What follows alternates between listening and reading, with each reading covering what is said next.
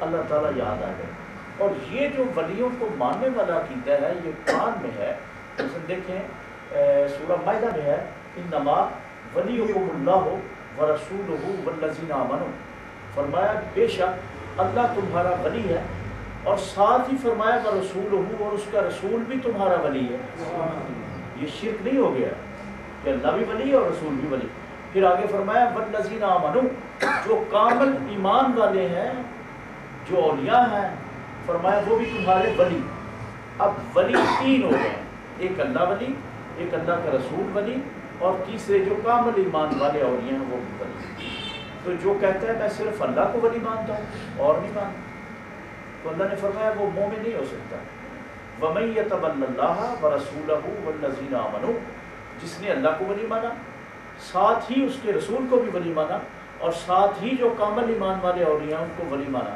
خدا نے فرمایا فَإِنَّ حِزْبَ اللَّهِ یہی اللہ کا گروہ ہے, یہی سچی جماعت ہے, هُمُ الْغَالِبُونَ جو غالب ہے.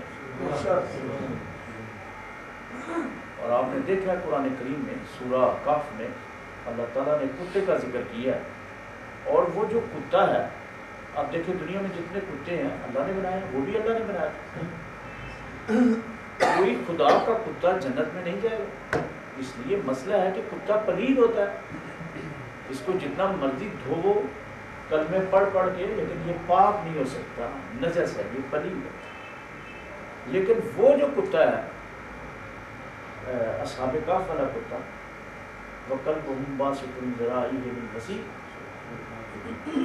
وہ کتا جو اولیاء کرام سے محبت کرنے والا کتا تھا جو بنی اسرائیل میں ولی تھے ان کے دروازے کے باہر بیٹھ گیا.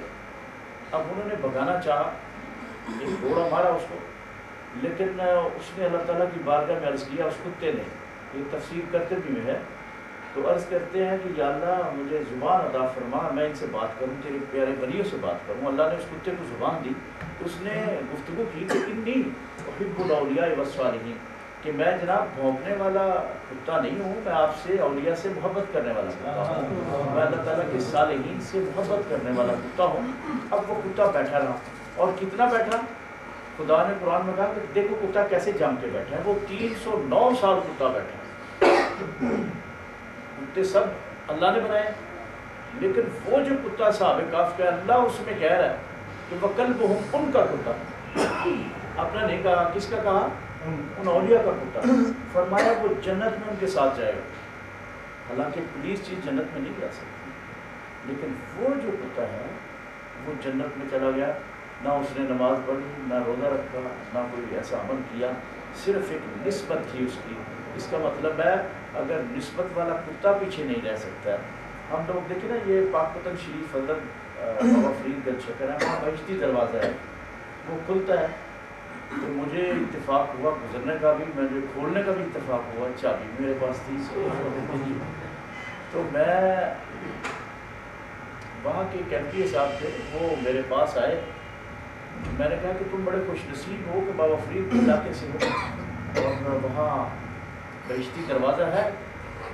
میں نے کہا وہاں سے گزرا جائے تو آدمی بہشتی ہو جاتا ہے. اس نے کہا کہ ہو جاتا ہے لیکن شرط ہے کہ اس کے عمل بھی بابا فرید جیسے ہوں. میں نے کہا یہ تو کوئی شرط نہیں ہے, قرآن تو اور بات کرتا ہے. قرآن یہ کہتا ہے کہ میرے ولیوں کے دروازے کے باہر اگر کتا پلید ہو کے بھی بیٹھ جائے تو وہ بھی جنت میں جائے گا. تو جب ہم بابا فرید کا دروازہ گزر جائیں گے تو ہم کس طرح پیچھے جائیں گے. یہ ایک نسبت ہے. اور اس دور میں بہت سارے لوگ, بہت سارے فرقے, بہت ساری جماعتیں ایسی ہیں جو جن کا بیشتر مقصد ہی یہ ہے کہ نبی علیہ السلام کی محبت ختم کی جائے, اولیاء کرام کی محبت ختم کی جائے. کوئی کہہ رہا ہے کہ نبی کچھ نہیں کر سکتے, کوئی کہہ رہا ہے ولی کچھ نہیں کر سکتے, جبکہ قرآن میں اللہ تعالیٰ خود ولیوں کی کرامت بیان کر رہا ہے. خود اللہ تعالیٰ طاقت بھی اس کی دی ہوئی لیکن خود کرامت بیان کر رہا ہے, ان کا ذکر کر رہا ہے, نبیوں کا ذکر کرتا ہے. مثلا دیکھیں یہ لوگ کہتے ہیں مختلف فرقوں والے کہ کچھ نہیں کر سکتے. اب قرآن پاک آپ دیکھیں, حضرت عیسیٰ علیہ السلام خدا تھے یا بندے تھے؟ خدا کے بندے تھے نا, خدا تو نہیں تھے. اب وہ قرآن میں کہتے ہیں وَأُبْرِئُ الْأَكْمَحَ وَالْأَبْرَصَ, میرے پاس جو مادر ذات نبینا دنیا میں آیا میرے پاس لے کے آؤ, آپ دم فرماتے وہ ٹھیک ہو کے چلا جاتا. جس کو برس کی بیماری ہوتی ہاتھ پھیرتے پھونک لگاتے اور وہ چلا جاتا, ٹھیک ہو جاتا. فرمایا بس یہی نہیں، وَأُحْيِي الْمَوْتَ بِإِذْنِ اللَّهِ، ایسے کرو کہ میرے پاس کوئی مرا ہوا نہ ہو، جو فوت شدہ ہو، میں اس کو بھی زندہ کر کے بھیج دوں۔ اب یہ کام ہے یا نہیں کام ہے؟ اس طرح حضرت عاصم بن برقیہ جن کو کہا گیا کہ تخت بلقیس ہمیں چاہیے، سلیمان علیہ السلام نے قرآن کریم میں ذکر ہے، اور 4000 دن کے فاصلے پہ تھا، تو جنوں کے سردار نے کہا کہ میں مجلس کے ختم ہونے تک، فرمایا نہیں جلدی مجھے چاہیے۔ بس اللہ کے ولی اٹھ کے کھڑے ہوئے جن کا نام آصف برقیہ تھا، وہ کہنے لگے کہ انا آتی کبھی قبل یرتد الیک طرفک، کہ حضور آپ کی پلک جھپکنے سے پہلے میں لا کے رکھ دیتا ہوں۔ فلما راہ مستقرہ، جب دیکھا تو وہ تخت موجود تھا۔ اب یہ اللہ تعالیٰ ان کی بات سنا رہا ہے، اب ایمانداری سے بتائیں کہ وہ کوئی کام کر سکتے ہیں یا نہیں کر سکتے۔ تو یہ جو لوگ ہیں مختلف انداز سے، ان کا مشن اور مقصد یہ ہے کہ جو محبت رسول ہے اس کو ختم کیا جائے۔ اب محبت رسول ایک ایسی چیز ہے، آپ نے فرمایا لا یؤمن احدکم حتی یکون احب الیہ من والدہ وولدہ والناس اجمعین، جتنی دیر تک اپنے ماں باپ، عزیز دوست احباب، ہر چیز سے زیادہ میرے ساتھ محبت نہ ہو جائے۔ ایک تو محبت ہے زیادہ، ایک ہے بہت زیادہ نہیں، فرمایا احبا، یہ اسم تفصیل ہے، فرمایا بہت ہی زیادہ محبت جب تک نہ ہو جائے تم مومن نہیں ہو سکتے، اور جب تک تم مومن نہیں ہو سکتے نہ تمہاری نماز ہے، نہ روزہ ہے، نہ حج ہے، نہ زکوٰۃ ہے، کچھ بھی نہیں، کوئی عمل بھی نہیں۔ ایمان بنیادی شرط ہے۔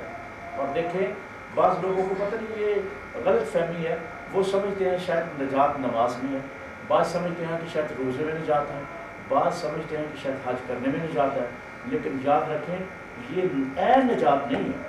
یہ وسیلے کہہ سکتے ہیں کہ یہ نجات کے لیے وسیلے ہیں، لیکن جو عین نجات ہے وہ یہ جو حدیث پاک ہے بخاری شریف کی، کہ نبی پاک علیہ السلام کے ایک صحابی عرض کیا یا رسول اللہ قیامت کب ہے؟ آپ نے فرمایا ما طلحہ، تو نے کیا تیاری کی ہے قیامت کے لیے؟ اس نے عرض کیا یا رسول اللہ ما طلحہ کثیر من عمل ولا صلاۃ ولا صیام، یا رسول اللہ میرے پاس کوئی عمل نہیں ہے، نہ نماز ہے، نہ روزہ ہے، کچھ بھی نہیں ہے میرے پاس، ولیکن احب اللہ ورسولہ، آپ نے فرمایا پھر بھی کچھ نہ کچھ تو کو تیاری کی ہوگی۔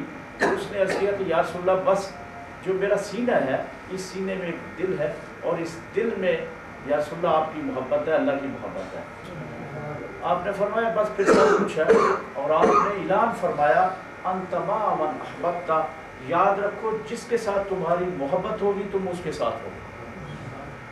اس کا مطلب ہے جو نجات ہے، جو عین نجات ہے، وہ صرف اور صرف محبت رسول میں ہے۔